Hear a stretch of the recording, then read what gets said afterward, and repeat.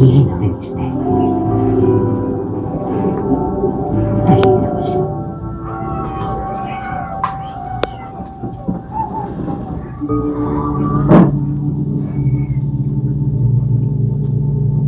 Y existe un científico encargado de desvelar sus secretos.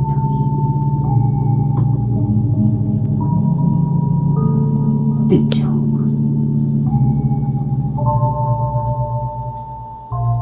Planeta Mincha.